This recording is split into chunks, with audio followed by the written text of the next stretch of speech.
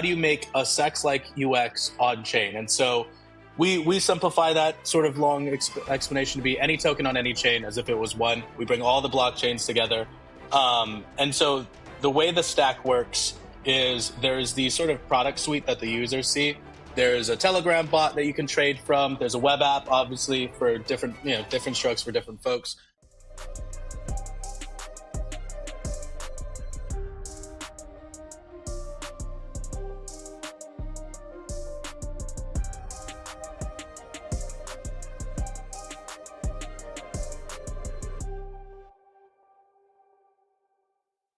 Yo, BM. Today is all about traders trading on-chain, on any chain, or straight from Telegram and sharing alpha in an elite community, all powered by Shogun. We've got Brandon and Rahul, the co-founders, here to break it all down. This is BlockHunters Voices, the podcast with good keys from the blockchain space. I'm your King Visual Guy, your host. Guys, welcome. How are you? Good. How are you? Doing good. Yeah, doing great. Doing good. Post Denver vibes. Yeah, I mean, I'm just glad I'm not sick. I think we're like the only two people that aren't sick after that. So Shogun just keeps winning. Yeah, Shogun, you were a little sick? Yeah, I was a little bit sick, but better. Yeah. Guys, I'm really curious. How did you first got into crypto? Like, what was your aha moment? What made you go full time and actually go on and building Shogun? So yeah, for me, I was working for a family office that invested in different asset classes. And then I got exposure to Bitcoin and DeFi in 2020. And just like everyone else, kind of took the DeFi pill, went down the rabbit hole. Really fell in love with the core principles of, sovereignty and, decentralization. And the aha moment was, I think it was a pretty simple, like what is Bitcoin and why it is important. And then after that, I decided to work at actual crypto hedge funds and move away from the family office to focus on getting better as an analyst and thinking about like what mental models to apply in terms of investing in this space. So I was at Republic, Heartland Capital, and then eventually I decided to start Shogun. I was the first founder, and then Brandon joined us during our finance incubator program. And so I guess I'll pause there and let Brandon talk. Yeah. So for me, it was kind of your classic. I mean, it was DeFi summer that really got me into it. I had been a fan. 2020. Yeah, about 2020. And so I had been a fan of crypto for a long time before that. I had bought crypto, and it was kind of a hobby of mine. But DeFi summer was what really showed me that it could be not just a hobby, but it could actually be a career and like a viable business at that point. Watching things like Aave come online and watching like actual financial products getting built.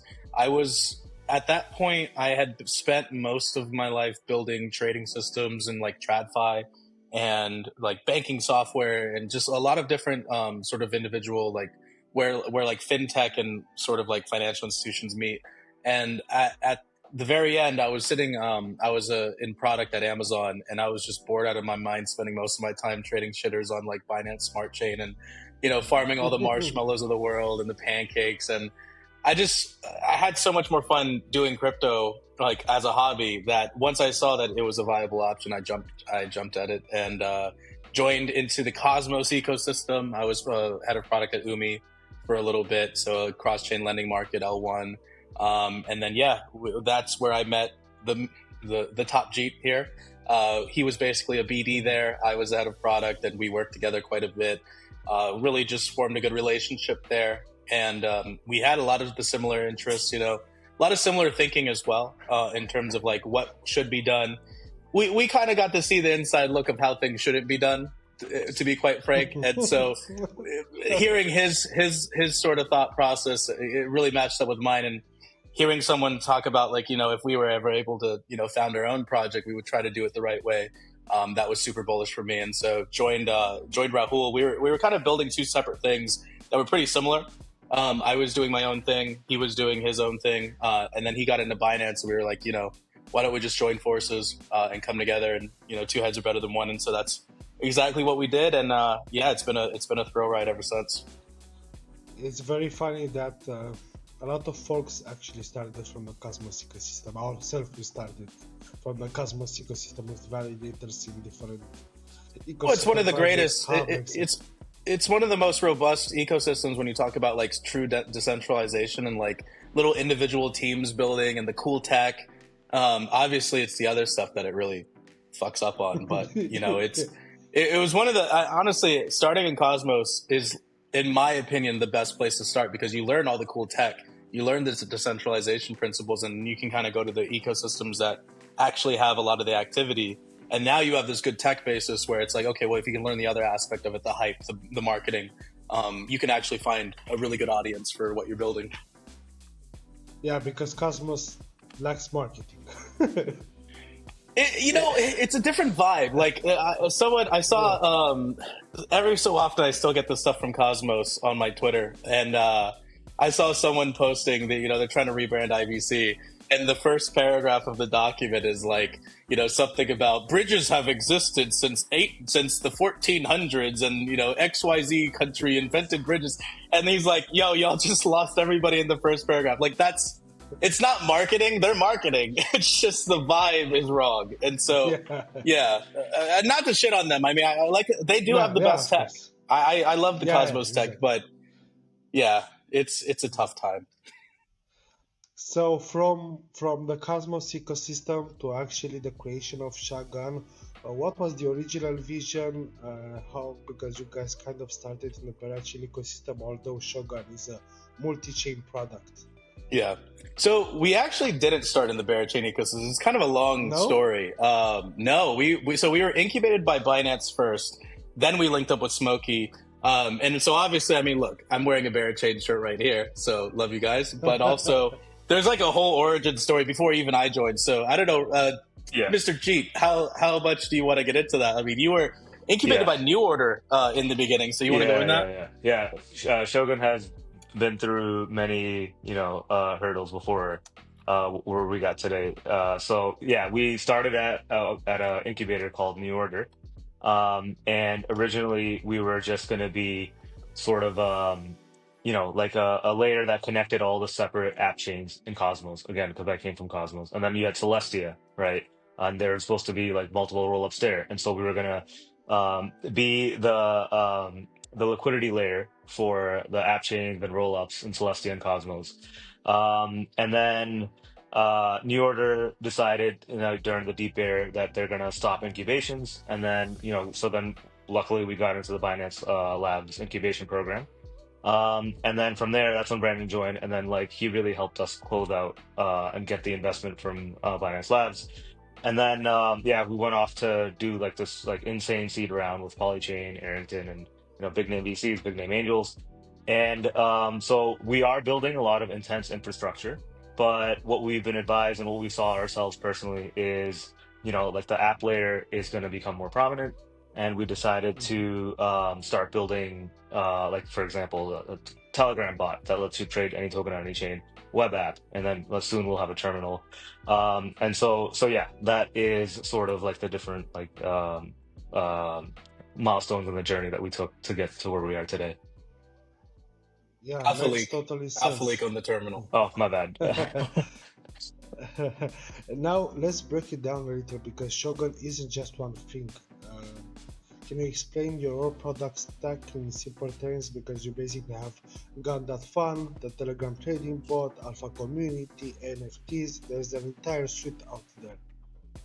Yeah, so what we looked at was, we the original sort of mental model we were going for is how do we build Binance on chain and backed by Binance is essentially the little meme that we were working with. And so we started thinking about, well, what are all the pieces of what makes Binance special? Because that was kind of the thesis everybody was running with from 2023 is how do you make DEXs feel more like sexes? How do you make DEXs sexy, essentially? And so how do you take what is the main advantages of DEXs? What is the main advantages of centralized exchanges? Well, you think UX from centralized exchanges is the biggest thing. And a lot of people think sort of decentralization is the biggest feature of a DEX. But we kind of looked at it a different way. So when I joined, we kind of were bonded by this idea of doing any token on any chain. And so when you think about what really separates sort of like a DEX from a SEX, it's really the breadth of assets that you can support. Like every centralized exchange, what users are constantly doing is they're waiting for their assets to be supported there.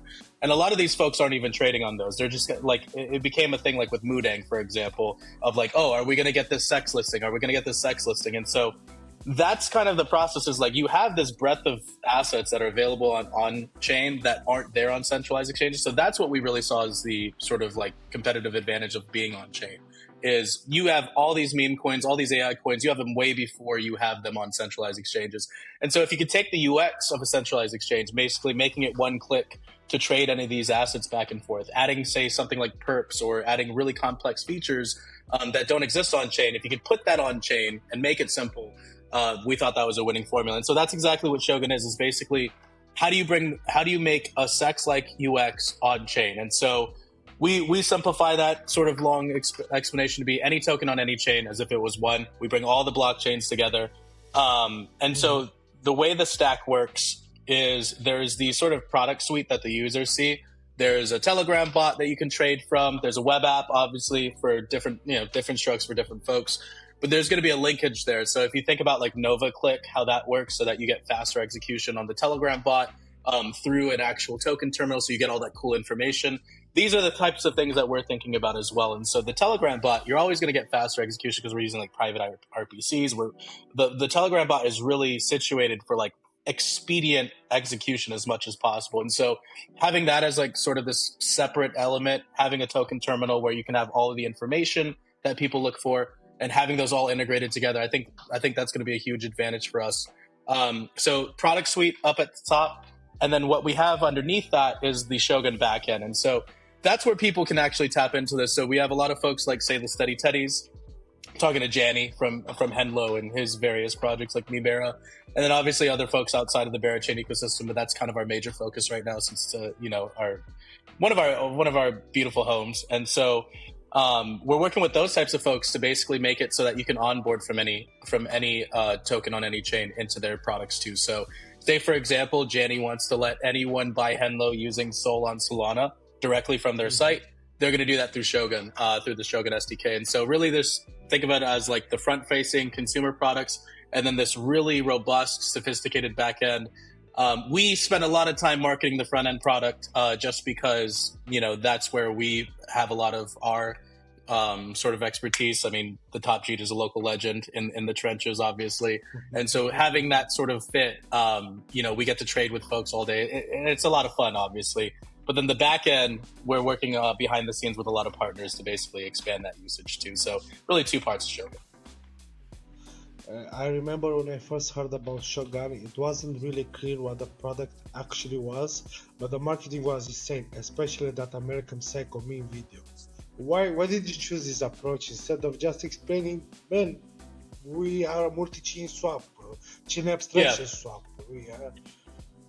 Part of it was strategy, part of it wasn't. So originally, when we were pitching the first round back in like December of 2023, this was a relatively new idea. Like people were talking about chain abstraction, but like no one was actually doing it in this way. They had this cake format or framework where it was like 100 teams doing wallet abstractions and 100 teams doing solvers and 100 teams doing something else. And I never really vibed with that because, what I saw was, okay, well, these 100 teams are going to get cannibalized by these 100 teams once they realize their business isn't a big enough, like, they're not going to capture enough value for this to be warranted as like a separate segment. So these guys are coming in and they're going to take over these guys. And so we kind of saw a huge sort of like chain abstraction sort of cannibalization that was going to happen between all of the individual teams. And so we wanted to take a different approach. We were going to go full stack, build the entire stack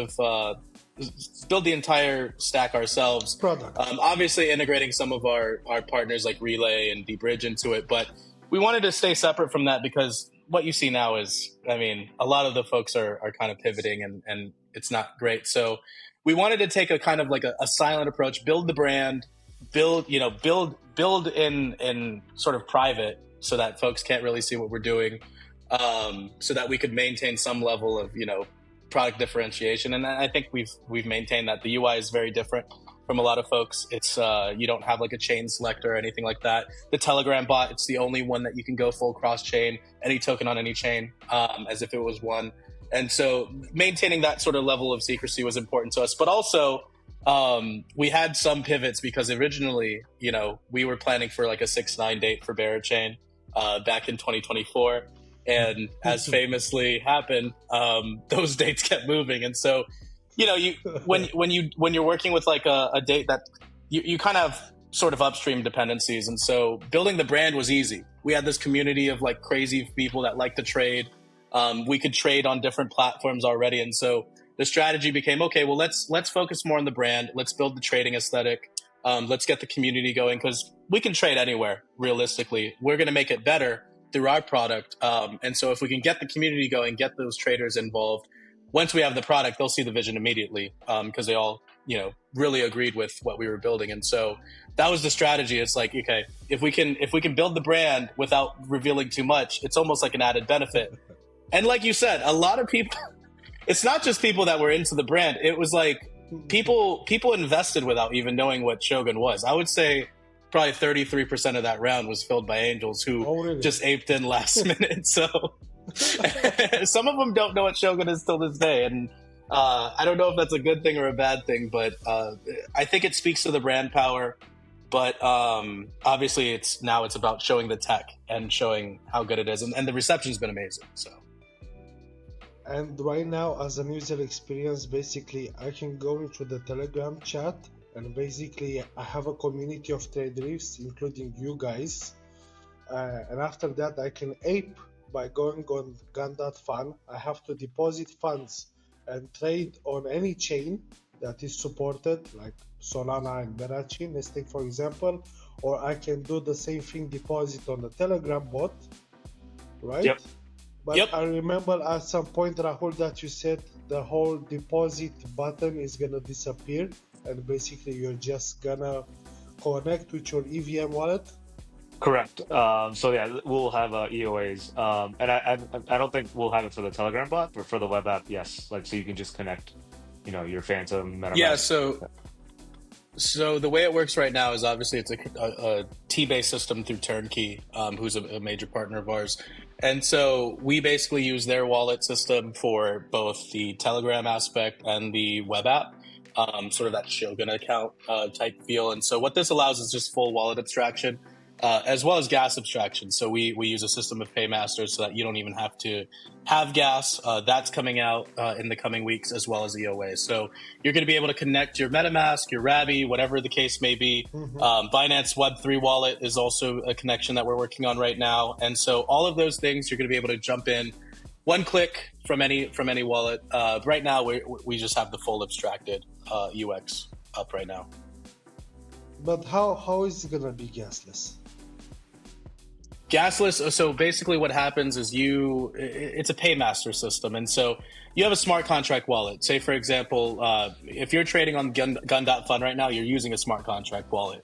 That's all through our system. And so what happens there is, say, for example, you want to actually execute a transaction, but you don't have the gas. What you can do is, instead of sending a transaction, you send what's called a signed message or signed order. And so what that is it's a cryptographic signature that has all of the pieces of that transaction baked into it. And so what that means is this signature can only be used for a very specific transaction. Once that actually gets sent, what happens is that gets sent to what's called a gas paymaster. And that paymaster is sort of a specialist. And so what they do is they see your transaction, they analyze how much gas they need, and then they basically give you a rate. Whatever your input asset is, say you're trading SOL to Bera, you're going to take a little bit of that SOL, it's going to go to them, and then they're going to pay the actual gas fee in Solana, say, for example, for you. And so what it does is it allows basically you to delegate the payment of your gas to someone else, and then you get to still transact as if it was just a normal transaction. So it happens all behind the scene. It adds maybe 100 to 200 milliseconds onto the transaction time. So for someone that's just trading regularly, it's not really a noticeable change once you actually set it up. I mean, why did they not build it like this from the start? Well, it's a great question. It's a more centralized solution. I mean, that's the fact of the matter is you're basically sending your order to another third party so that they can basically complete it for you, right? EOA is completely decentralized, and so it's again different strokes for different folks, but the gas abstraction aspect is a really beautiful sort of like easy to use experience while you're still transacting on chain using smart contract wallets. But also, I mean, not everybody wants that, right? And so people that want to use EOA accounts, we're going to give them the ability to do that as well. The idea with Shogun is Shogun can be whatever you want it to be. It's trading unleashed for anything, and so you get the amount of centralization that you want according to whatever your preferences are. But you can also get the amount of UX abstraction as much as you want, and so it's a pick your own journey. Yeah, I remember because when I trade on chain on Ethereum, I never have gas money on Ethereum. I always have some issues. Yeah, Ethereum's hard, right? Because the gas is, that's kind of the inspiration is like, you have all these L2s where you can have like fast execution. And obviously, I mean, most of us trade on Solana anyways, but if you're trading in the Ethereum ecosystem, you're likely doing it on Base, or you're doing it on an L2 that's pretty fast. Obviously like say Mega ETH coming out, that's the epitome of fast. A lot of these folks, you have the ability to go back and forth pretty fast already, but it's not baked into a lot of applications. And so for Shogun, the important thing is just making everything fast, making everything easy to use, making everything, in all honesty, the way we think it should be. We think UX should be like this across the board, but obviously different people have different ideas. Of course. Berachain's for liquidity is just around the corner. Yeah. Will Shogun play any kind of role in that? Yeah, so I think when you think about what Shogun is, it's a natural sort of arbitrage machine because we're basically indexing everything on chain. We do some of that through like Ooga Booga, for example, but we also do some of that through our own routes. And so when you think about what POL is going to do, I think there's going to be an explosion in a lot of different opportunities between, say, all the derivatives surrounding it.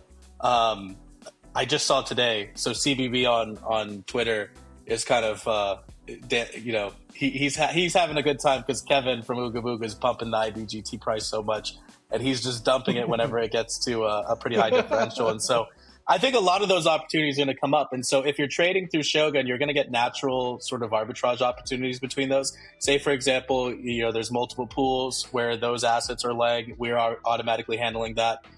So just from a trading perspective, you want to make sure if you're trading in Berachain, you're getting the most efficient route. So if you're using something with Ooga Booga, obviously that helps. If you're using something with us, I think it helps even more because we've got them plus more. And so that's a big aspect of it is this, there's going to be an explosion of differences in prices. And so you want to make sure you're efficient. The other aspect is you can set up reward vaults pretty much for anything that's any arbitrary product. It doesn't have to be something with a vault. Doesn't have to be something with TVL. We're a TVLS model. Mm-hmm. And so we're looking into it right now, setting something up, and we're actually tapped in. So I think where you'll see Shogun doing the most damage with POL is actually how we help other projects that are heavily tied into POL actually connect to the outside world. So the Berachain, for example, I know I'll probably get flamed by some traders for this, but we're working on something pretty special with them. Nice. A really cool way to get sort of the ladies in crypto involved in trading. It's always, I mean, we're always looking for incremental users. And if you think about who's trading right now, it's typically not women. It's typically not a lot of the folks that you see on Berachain, to be honest. And so expanding there, obviously, but also expanding across the actual trading ecosystems where more traditional traders are. I think that's going to be big, but we're doing something pretty big with the Berachain, and I think it's going to be heavily tied into POL. So I can't leak the alpha yet. That's theirs to leak, but it's just going to be something big there. The mystery is good to be there. Yeah, absolutely. Will Shogun have a token at some point in time? Absolutely, yes. The gun token. That's the only token that we're thinking about right now. I know a lot of people have asked us to launch an Ohio token, a little meme. It's not happening. It's not coming from us. It's too obviously. I mean, I'm in the U.S. Rahul is in the U.S. It's too much heat, but also we're focused on the gun token. The gun token is the priority, and so the gun token is obviously Shogun. And then if you look at the kanji, our logo, that the pronunciation of that word is actually gun, or that's the gun aspect of it, and it means army. So it's all tied in, and the gun token is going to be tied in directly to the application as well. Basically, what we're going to do is take a lot of the fees that we generate off the Telegram bot, also the web app, and then eventually the terminal that Rahul leaked. We're going to take a lot of those fees and then buy back and burn, obviously, or just buy back at the very least of the gun token. Basically, a great way to just TWAP into it, and have that price stability, but also just like fees from the app, validators and solvers have to tie into it. It's basically a way for us to incentivize usage through things like reduced fees, multipliers on referral rates, as well as giving people a way to participate in the network from like a more infrastructure side, because you're going to need it to stake to be a solver and stuff like that. Oh, makes totally sense. But how exactly will the Shogun Augment NFTs will fit in this overall Shogun ecosystem? Oh, you're talking about the NFTs? Yeah. That of the NFTs, yes. Yeah. Did you want to go? Well, I don't know how much I want to leak, but yeah, like, so we'll have aspects like if you hold the NFT and you're farming, the Shogun app, you will get more points. Like we'll have a multiplier, and then it may or may not qualify for an airdrop in the future. And just for legal purposes, I have to kind of keep it vague. But yeah. It'll probably have an Okay, airdrop. good. But no, basically the way the NFT will tie in as well is there's certain rarities. A lot of NFTs, they kind of, they're supposed to be non-fungible, but they're pretty fungible because there's no real benefit to like the rarities or anything like that. And so what we want to do is kind of change that a little bit. And so with the Shogun Oakmon NFT collection, different rarities will have different abilities within the actual application. And so we're working on this really cool incentive system where instead of your typical like you just farm points, we're treating it like a game where you get XP essentially, and different levels unlock certain things within the application. And so the NFTs are going to be tied to that. And I don't want to like we said, we don't want to share too much, but different rarities are going to open up different things. And so think about margin accounts, how in TradFi typically everything is there's a credit system, there's a sort of worthiness system of like, can I open a margin account? Can I get this amount of leverage? A lot of that will be tied into the rarities of the NFTs, and then also just different multipliers. Like if you have the NFT and it's a certain rarity, you might get a higher, say, referral revenue share, as well as points multiplier, stuff like that. Nice, I'm really looking forward, but I wanted to touch base a little bit about marketing because you guys really differentiate yourselves with the Alpha Community Telegram group, and we've been crushing it. I mean, you know how hard it is actually to have community, and you guys have one of the biggest communities, not only in Berachain ecosystem but as a whole, because actually people made money with you and they remembered you. Maybe with some guys you really changed their lives, and I want to know what's the biggest success story so far. Rahul, you got one? So sorry, what was the last part you asked? What's the biggest success story so far from the Alpha Community group? Yeah, I think we've had plenty of big trades, especially in Q4. I know they're all down now, but there was plenty of chances to make money, right? So I think the biggest one I remember was Luce, the Catholic mascot. It was first shared by Jack from Bera in that chat at 5 mil. And so I was like, you know what, this looks really good. And I went real heavy. And then a lot of people followed me, my friends, the people in the Alpha chat, they followed me. and it eventually ran to 300 mil. So it was like a solid, Oh, 30x or Yeah, whatever. that was. And it's liquid because it started at 5 mil, right? Like was when we first saw it. Mhm. And so yeah, at one point I had like 8 figs in just that alone. But yeah, plenty of other tokens. When we had that crazy like meme coin super cycle in Solana, like Skibidi, like I think Mudang was first shared there, pretty low, relatively low. Like Frick. Yeah, I can't remember all the ones, but they're like multiple. Yeah, the ones that I've noticed. So when we were hitting those, we weren't as prominent in the alpha chat yet.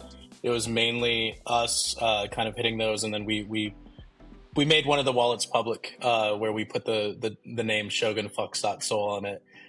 Just because it felt like we're trading this stuff. Everyone knows we're trading all day. In addition to building Shogun, and so it just felt right to just kind of merge the two.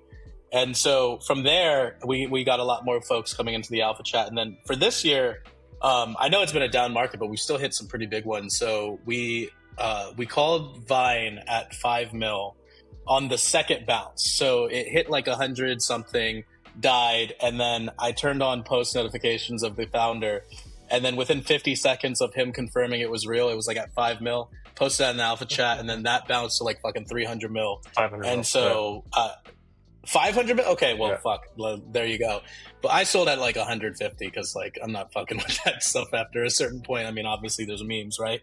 But a lot of people caught that, and we got some folks. Obviously a lot of farmers are from like third world countries, so they're throwing in like $500, and that's like their life savings. And so they're like messaging us, "Oh my god, I just hit a 22x on $500. This is changing my life." And so, yeah, it's a lot of folks that have hit that.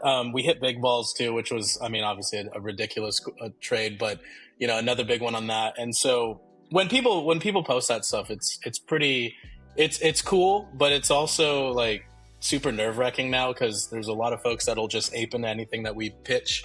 And obviously, like losing people money is like the worst fucking feeling in the world. And so it's like a lot of responsibility, I guess. And obviously, I mean, BM was a fun one too. BM was really fun because it was like, the first major runner on Berachain.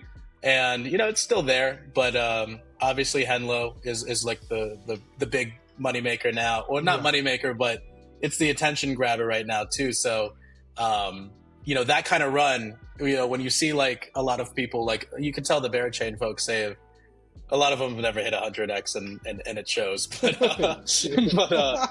it's fun to see people who have never hit a big trade before hit a big trade. Like that's like one of the best feelings in the world. And so that BM trade, you could tell a lot of people were hitting it for the first time. And even like BN when it went on his little 10x, all of these trades are fun. And that's always the goal. If we're going to post something, we try not to post something unless we think it's at least going to be a 10x from the price we're posting it at.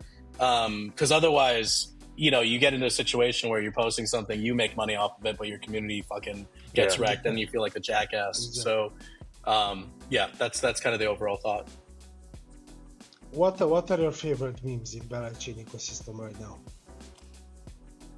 Is this a question for me, Top Cheap? Do you want to skip this one? Yeah, go for it. So we pride ourselves on trying to be as honest as possible, and so I'll say I'm the Bera on the team. This man doesn't give a fuck. No, I'm just kidding. But this guy's the fun master. Okay, so for Berachain, I think Henlo's a really interesting one because Henlo is a $50 million coin with the liquidity of a $10 million coin. And so it's a very dangerous, volatile situation. But if you play it right, and if you, I mean, it's going to be hard to play that one. And you should believe in Johnny. And you should believe in Janny, but like, aside from that, just talking about the mechanics of the token, 50. It's like I looked at it today. There's like the liquidity to market cap ratio is like 1 to like 58 right now. That's like 58 million with like less than $1 million liquidity. It's the thinnest liquidity I've ever seen. And so really, like at these levels, it's not really a $50 million coin, right? Like, because like the liquidity is less than $1 million. Well, but not just that, but it's the liquidity is like only $1 million, and so you have to play it as if it's like as if it's a cheaper coin, but at a high with like a lot more volatility. It's almost like an exponential amount of volatility, and so that's an interesting one for a lot of people. I will be playing it. I talked to Janny. It kind of cleared up a lot of the sort of inhibitions I had from the initial launch. So that's a cool one. I would not play that though if this is the first if this is like if this is your first cycle, I wouldn't buy that. Okay, like just full disclosure. Yeah. This is like I'm gonna play it. You shouldn't play it. Go ahead. Yeah, I was gonna say.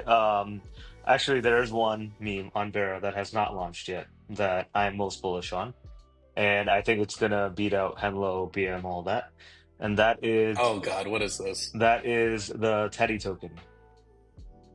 They Oh, haven't, good, I, good, I, I Oh, good. It's good that I uh, have. It's good that I have a whitelist for well, the at steady first, teddies, at man. first I was kind of annoyed by those guys, but like you got to respect how strong like they are in rating and just like being in your inbox, being under like replies, and so yeah. However, like they have a lot of mind share. However, they got it is one thing, but yeah, and they've mentioned they're going to launch a Teddy token, so whenever that comes out, I think I wouldn't fade the autism that they like bring to the table.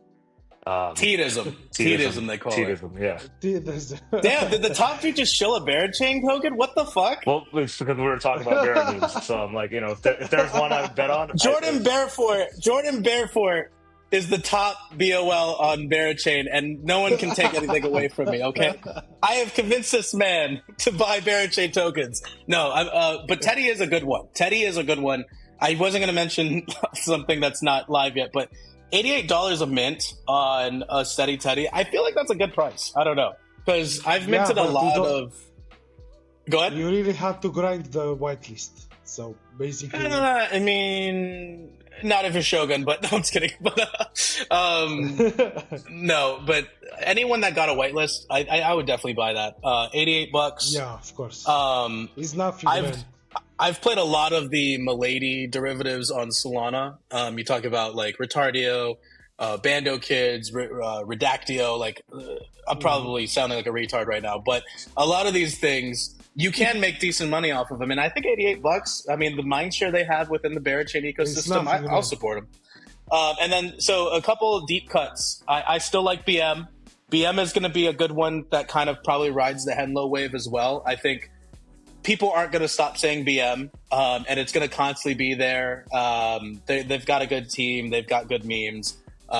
Obviously, it'll be there. And then the deep cut I really like is one called Him. And so HIM, Honey is Money. Honey is Ho- money. Honey is money, hose is mad, whatever you want it to say. It's one of the deep cuts, and one of the things that one of my least favorite parts of Berachain is a lot of the times it feels like a really Disney-fied, like degenerate culture where it's like degen by numbers, where like we put on the bear mask and it's like I'm a degen, woo, but like no one's really a degen. The him guys are No, degens. The him exactly, guys. Like, exactly. I see people asking others to take down tweets. I'm like, oh, please don't start drama. Oh, please don't do this. Don't say mean things to the bear baddies. Like, I like him because it's like traditional They crypto. don't give a fuck, man.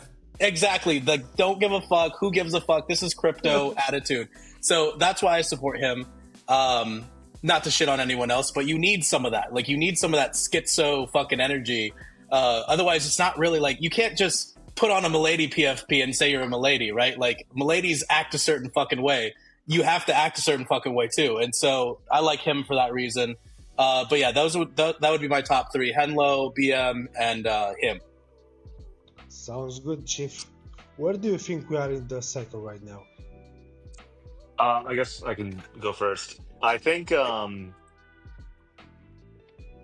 There's a lot of different scenarios. I think we're in uncharted territory because the like regulations have opened up to be more favorable, but that also brings a lot of value extraction from even like the government itself, right? Um, I think that eventually we're going to get another leg up in Bitcoin. And it could be sort of like a double top scenario similar to 2021. However, Okay. for everything else, especially on chain, you'll have to be super selective in what you put your capital into. You're no longer going to get that, rising tide lifts all boats. And I mean, so far, the cycle has been like that too, right? Where it's like quickly went from memes to AI, which was like basically memes, but with a lot of technologies. You blink twice, it's over. You what? You blink twice and it's all over. Yeah, exactly. And so yeah, I think like there's certain majors which you can't fade. Like crypto native will fade, like ADA, XRP. The fact that they got into the announcement, for the strategic reserve, like we may not be bullish because we're crypto native and we sort of see through that, but I think that those marginal buyers will actually take those announcements seriously. And then so yeah, I think like certain majors will continue to grind up. Bitcoin obviously will probably perform the best, and then you'll have very select like mini cycles with on chain, whether it's Solana, Sonic, Berachain, Hyperliquid. So yeah, that's my take. And then yeah, Q, like I think the economy gets worse before it gets better. It seems like all the actions that the Trump administration are currently conducting are to lower rates and then maybe even do QE down the line. And so when QE starts is when we get that crazy altcoins, like different cycles. I mean, everyone thought that actually Trump's gonna come on board and save crypto, but it was really The the opposite. other way The around. opposite. Well, Yeah. yeah, I would Some be. way. Don't give up yet. I would say don't give up yet.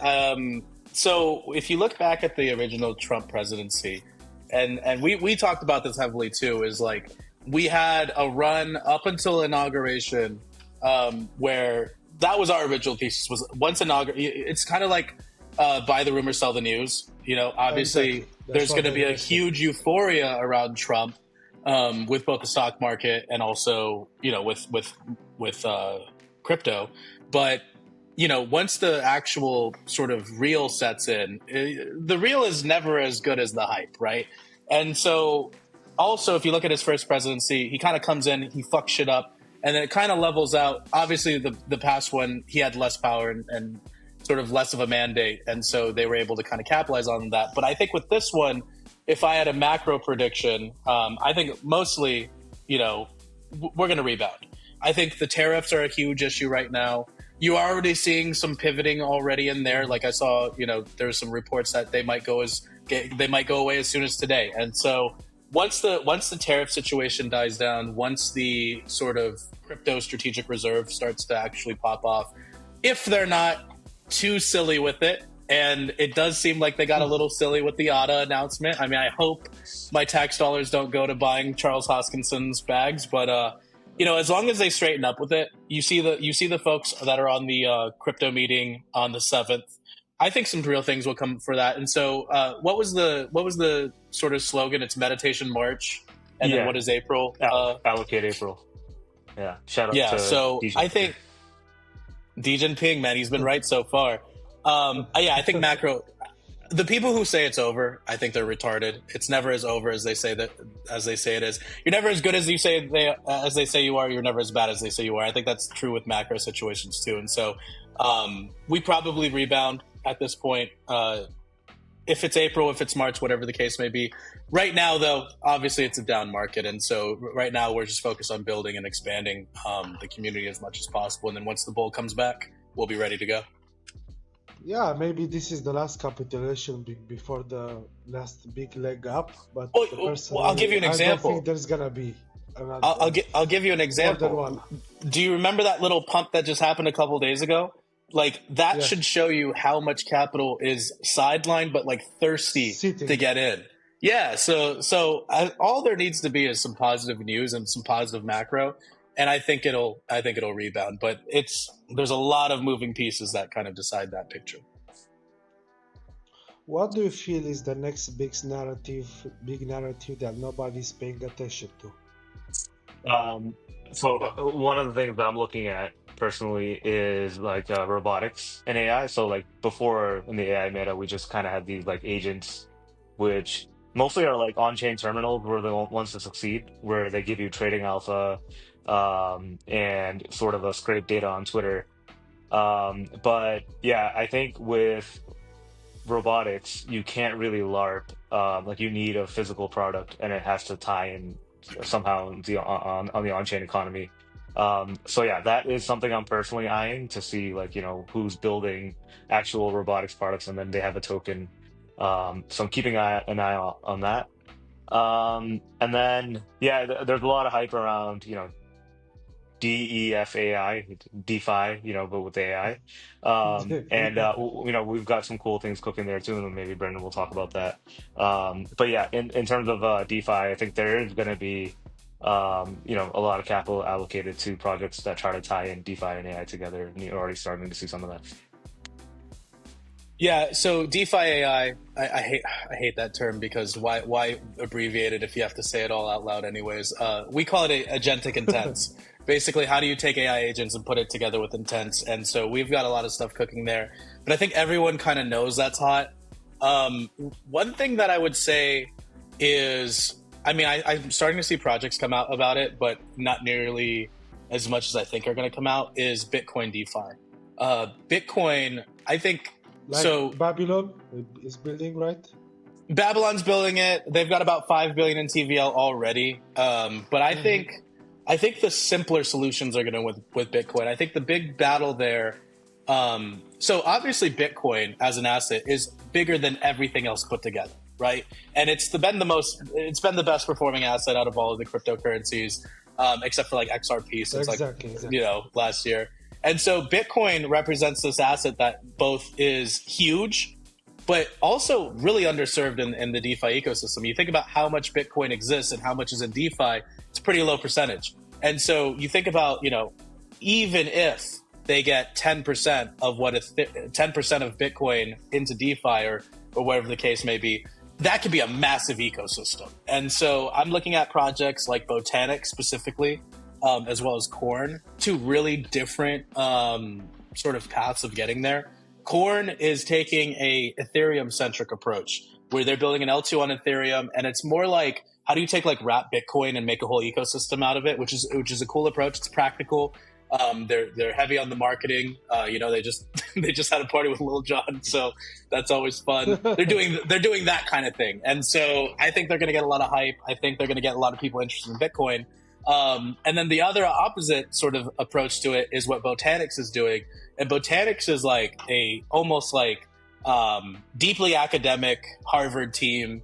And they're going the route of like, they're not even talking about a token yet, which is, in my opinion, really smart. Bullish. And so, That's yeah, bullish. it's always good to put the product. I mean, obviously the token is the product too, but you want to make sure the product's solid before you even talk about putting out a token. And so they have a really good team. Really cool approach. And what their focus is on is getting people who already have Bitcoin but aren't interested in DeFi to get interested in DeFi. And so if you can make that that sort of pitch and you can convince people to do that, Bitcoin users are traditionally so anti-DeFi. Like if you go to a Bitcoin conference and you even mention DeFi, some guys will just walk away from you. I've had this experience. And so if you can convince those guys to get on board because it's Bitcoin centric, that's a huge win. And so those two teams I'm pretty bullish on, and Shogun will be launching on both of those chains as well. Because I'm really bullish on Bitcoin overall. How can you not be? Look at the price performance, look at what people are talking about. And you talk about marginal users for DeFi, they're not using DeFi yet. And I think that's a big win. On a more personal level, everyone in this virtual room knows that crypto can be brutal. How do you handle like high pressure decisions between running Shogun, trading, and everything? Personal life. Yeah. I mean, we live in a chaos world. Yeah, it's tough. I mean, like, so for example, for me, I went on this crazy trading run last quarter. We had labeled a lot of the top, like I was holding, top holder of Skibbity, Mudang, Luce, all that across different wallets, and we made them public and labeled it something Shogun. Like the Luce one was like Shogun trades on Jesus. We had Shogun Fox, which had Mudang and Skibbity. I had some other ones too that were Shogun labeled. And so yeah, like it was all like to tie in for the marketing of Shogun. And like the meta shifted so fast from memes to like, like AI, and all that stuff started rugging. And I'm like, then I have to face the decision of, okay, do I dump this and piss off a lot of people? Or I mean, I had that question all throughout, right? Even when it was like peak, and I'm like, oh, if I take profits, people, the Shogun community is gonna be pissed, along with like all these meme communities, and they're gonna tie it back to Shogun. So I that was a tough decision, but but I eventually had to sell for taxes. But yeah, like the meta shifts so fast. And like there's people that are just trading and are stressed out. But imagine us, like we also have to flow with the, on-chain meta, and our products have to be informed. Exactly. So yeah, it's quite stressful, to say the least. Yeah, you just got to get comfortable in the chaos. Like you almost have to be insane to be in this industry, I think, and that's not a joke. Like, for me personally, so like my life is really dictated around Shogun to an extent, and so it's really like when I wake up in the morning, I'll have like some design stuff, like how are we going to make this UI look like. We're working on this really cool system with the movement, with the Move VM ecosystem. And it's really different. It's like Sui, it's Aptos, and all these ecosystems that don't even work together, let alone with other ecosystems. And so I have to put on my engineering hat, and I have to think about that, and then I have to think about what's the UX going to look like, what's my product hat thinking, and then switching gears, how are we going to market this to someone. And so switching between that context, on top of that, we're running the alpha chat. We're like putting, we're trying to stay up to date. What's the meta? What's going on here? I've got, the top G is telling me Knuckles is going to kill it on Sonic.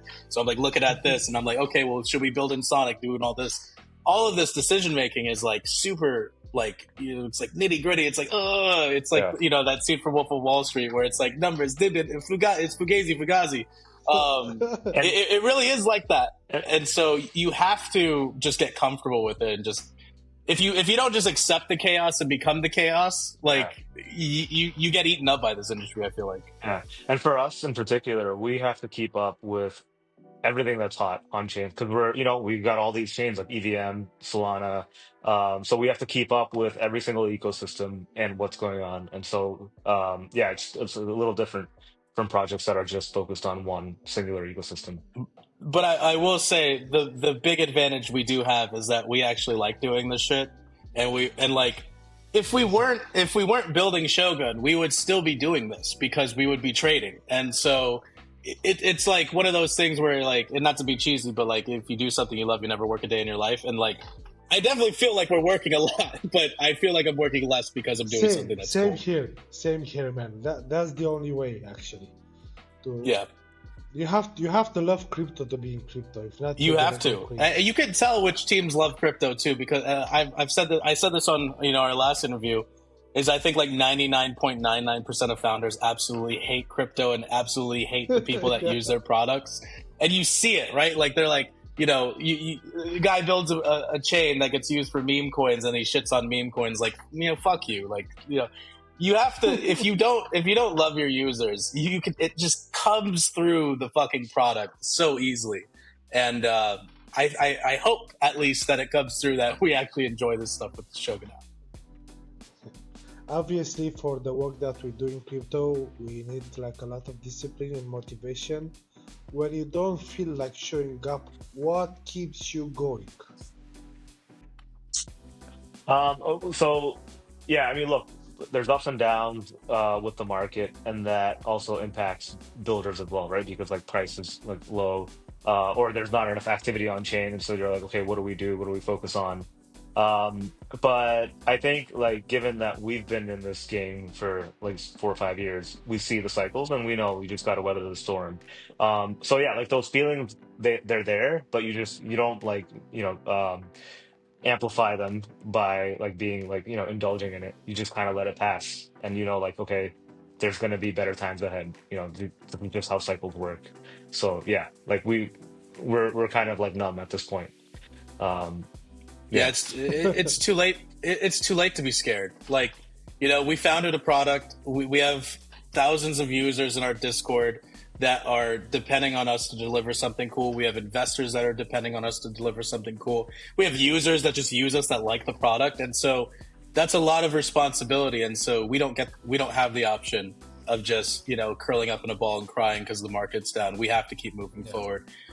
There's a sense of duty there to the community. There's a sense of like if we don't do this, like we're gonna look like fucking retards, and that is like the biggest thing driving this is like I don't want to fail. Like this, the biggest thing that scares me is failure, and so the only thing that scares me is failure, and so yeah, when those moments happen, when the market goes down or like it feels depressing, that's almost like someone lighting a fire under you, where it's like now you got to go even harder, and you just got to lock in, you got to keep going.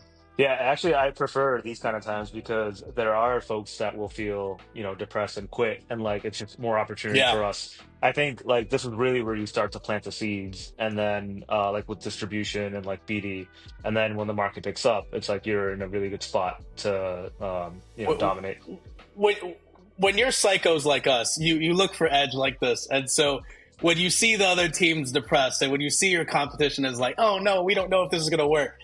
It gets us a little excited, to be honest, because that just means, okay, one less competitor, we can keep going. Yeah, I remember exactly in Berachain 2 or 3 days after mainnet when everybody disappeared. I actually told myself, this is the greatest opportunity somebody could give me, because this is the time you press the gas pedal, right? Dude, when Bitcoin when Bera was at its lowest, that's when I threw up the "It's time to save Berachain" post, right, with the little Ohio signal. So, yeah, I mean, if you're just gonna keel over and die, why should anyone believe in you? Like, you don't even believe in you, and so you don't have to worry about that with Shogun. Like I said, bear market could die, crypto could die, we'd still be doing this. Well, I mean, obviously not dead, but like, you know what I mean? Like, it could be. We survived a deep bear. We can survive another deep bear. Exactly. Looking ahead, where do you see Shogun in the next 2 to 3 years? Maybe next cycle. Do you want to take? Okay. Do you want to go? Yeah. I think ideally we just keep growing our user base. Eventually get to a spot where we're like one of the top 5 trading apps across different like UIs. And yeah, like when people think, okay, I want to go, trade, select memes, they first think of Shogun. Like that's eventually where we want to drive the brand. So offer like the best trading experience in all of crypto at a high level. That would be the goal. Yeah, 2 to 3 years. I hope that every single product in crypto is copying our UX.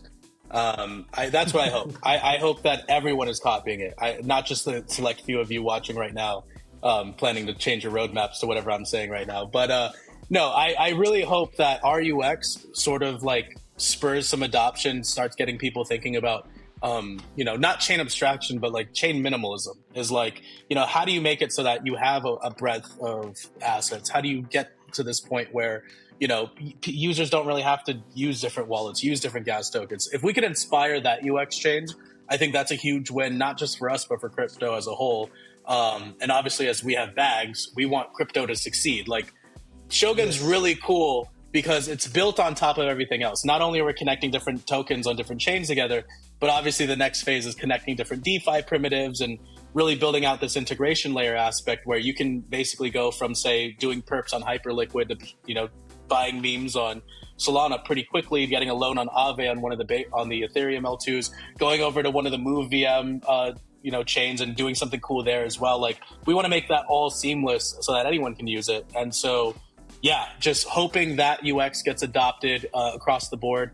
And then when it comes to trading, I mean, gun token, well over $1 billion, hopefully, if I may be so bold. And, I don't want a top 5 app. I want the number 1 app. So number 1 trading volume within 2 to 3 years. Let's go, baby.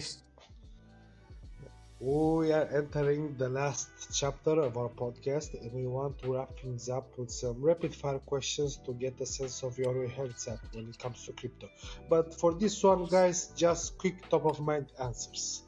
Okay, you go first on these, Mr. G. Okay. Top G, let's go. Most underrated project right now? Hyperliquid. Shogun. Most overrated trend in crypto? Moonshot. Moonshot. top 3 Twitter follows for Real Alpha. Xi Jinping, Kobe, Shoku. Gun.fun, build on Shogun, Shogun Oakmont. Best trade you've ever made? Say that again? Best trade that you've ever made? Testo, Mudang, Luce. Costco hot dog started the whole thing. Gave us the initial capital. No, nice. Dumbest trade you've ever made? Oh, I got one. Uh, How long do you have? yeah, right. I could go on for 2 hours. Hey, how about this one? Hey, can I just say this one? White boy summer. Muscle Coin, if you ever, I don't think you'll see this, but Muscle Coin, if you see this, motherfucker, don't try to get me back into that coin this year, okay? I might ape because I'm a retard, but like, God, that thing, it had so much potential, and then it turned into a hate group at the very end, and it's just like, God damn it. But it was fun. It was a fun coin, but White Boy Summer was probably the dumbest thing I ever aped into, because I aped a lot into it. Yeah, for me, funny thing, it was when the TikTok meta really started in late November. I just lost Oh, yeah, you got so much money. You got fucked on that. Yeah. Yeah. Biggest lesson from this bull run and previous bull runs? This bull run, it was actually opposite. So this bull run, you need to take profits faster and chill out because the rotations are really fast. Last bull run was the opposite. You could buy dips, hold things for months, and be okay. So it's like, complete opposite. Yeah, for me, a similar adaptation. The things that work in previous markets don't always, the things that work in previous cycles did not work in this cycle, and adapting quickly helped us win a lot. And then the other thing is, one thing that really helped us adapt a lot was being able to adapt to different communities' interests. Mudang was not a CT thing. Mudang was a normie thing that we noticed CT wasn't paying attention to. And so that arbitrage of attention between, most of CT is incels that don't have friends outside of the world. And so, we were hearing from normal people, Mudang is a hot meme. And then CT would be like, this is the dumbest thing I've ever seen in my life. And so having different groups is a big part of that. And then the biggest thing I learned, CT is not alpha. It does not drive crypto at all. It can on very illiquid markets, but if you follow CT, you're going to lose, because CT would have had you believing that all you had to do to win this cycle was get a couple Zoomers that watch TikTok a lot and you would win. But guess what? The Zoomers all got out traded by a bunch of millennials. So it's a bunch of bullshit. One piece of advice you wish you had earlier? I think it would be back to that, take profits, sell on the way up. That's something that I still have learned to, I have to learn to DCA do. out. Yeah, DCA out. Instead, I'm just kind of like Murad, believing in something. Buy SPX, bro.